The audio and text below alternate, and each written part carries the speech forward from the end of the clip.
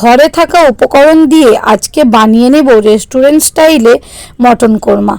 আর বাড়িতে বসে বসে রেস্টুরেন্টের স্বাদ পেতে বাড়িতে একবার বানিয়ে ফেলতে হবে এই রকম একটা সুস্বাদু এবং টেস্টি মটন কোরমা। নমস্কার বন্ধুরা, আমি Mahua. Welcome to Mahua cookings. আবারও আমি চলে এসেছি নতুন স্বাদের একটা রেসিপি নিয়ে। চলুন বন্ধুরা, রেসিপিটা এবার শুরু করা যাক।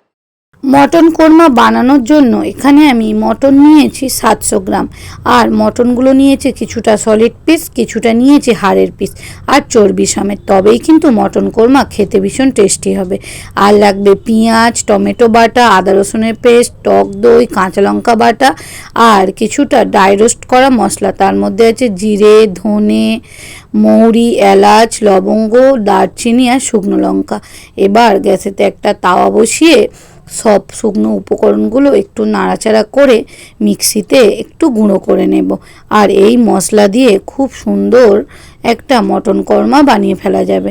এবার গ্যাসেতে আবারও কড়া বসিয়ে তার মধ্যে দিয়ে দেব সাদা তেল। আর সাদা তেলেতেই মটন কোরমা করলে খেতে অনেকটা টেস্টি হয়। এবার এর মধ্যে দিয়ে দেব পেঁয়াজ কুচি। এখানে আমি বড় সাইজের 3টে পেঁয়াজ এই রকম করে কেটে নিয়েছি।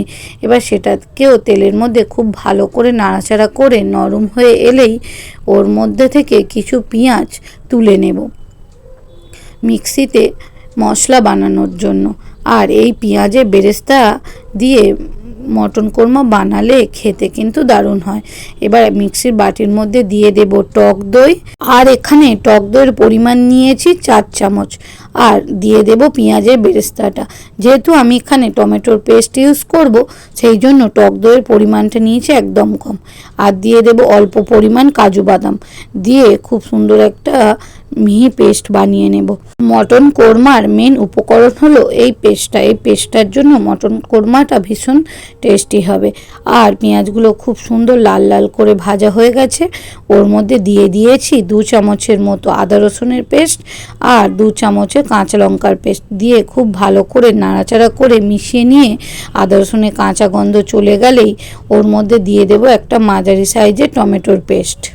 আবারও খুব ভালো করে নাড়াচাড়া করে মিশিয়ে নিয়ে টমেটোর কাঁচা গন্ধটা চলে গেলেই দিয়ে দেব মাংসটা। দিয়ে এবার খুব ভালো করে মাংসটা কষিয়ে নেওয়ার পালা। সব প্রথম মাংসটাকে আগে মশলার সাথে ম্যারিনেট করে নেব।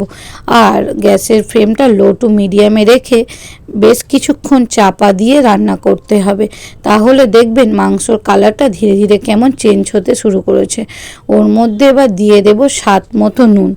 আর স্বাদ মতো নুন দিয়ে আবারও ভালো করে মিশিয়ে নেব। মিশিয়ে নেবার পর দিয়ে দেব বেশ কিছু গুঁড়ো মশলা। তার মধ্যে আছে 1 চামচ জিরে গুঁড়ো, 1/2 চামচ ধনে গুঁড়ো আর দেব 1/2 চামচের মতো লঙ্কা গুঁড়ো, 1/2 চামচের মতো কাশ্মীরি লঙ্কার গুঁড়ো দিয়ে খুব ভালোভাবে আবারও মিশিয়ে নেব। আর এই মশলাগুলো সবটা কিন্তু আমাদের ঘরেতেই সবসময় অ্যাভেলেবেল থাকে। আর এই রকম একটা রেস্টুরেন্ট স্টাইলে মটন কোরমা বাড়িতে বসে পেলে দুপুরের লাঞ্চ কিংবা রাতের ডিনার পুরো জমে যাবে। আর এখানে আমি একদম অল্প পরিমাণ হলুদ দিয়েছি। দিয়ে মশলাটা খুব ভালো করে মিশিয়ে নেব। আর মশলা যত ভালো করে মেশানো হবে মাংসটা তত ভালো টেস্টি হবে। আর এরকম মশলা দেওয়ার পর চাপা দিয়ে বেশ কিছুক্ষণ রান্না করে নেব। মাংস থেকে সুন্দর একটা তেল ছাড়তে শুরু করলেই ওর মধ্যে অ্যাড করব জল। আপনারা যত পরিমাণ ঝোল রাখবেন সেই পরিমাণ জল দিয়ে দেবেন। আর ঝোলটা খুব ভালো করে ফুটতে শুরু করলে আবারও গ্যাসের ফ্লেমটা লো টু মিডিয়ামে করে চাপা দিয়ে বেশ কিছুক্ষণ আবারও ফুটিয়ে নিয়ে যে দই আর পেঁয়াজের মিশ্রণটা বানিয়ে রেখেছিলাম সেটাকে এবার ওর মধ্যে যোগ করে দেব। দিয়ে বেশ ভালো করে নাড়াচাড়া করে আবারও চাপা দিয়ে 1 ঘন্টা রান্না করে নেব। যেহেতু আমি এটা কড়াতে বানাবো সেই জন্য সময় লাগবে 1 ঘন্টা। আর আপনার যদি প্রেসার কুকারে বানান তাহলে অবশ্যই 5 থেকে 6টা সিটি দিয়ে নেবেন।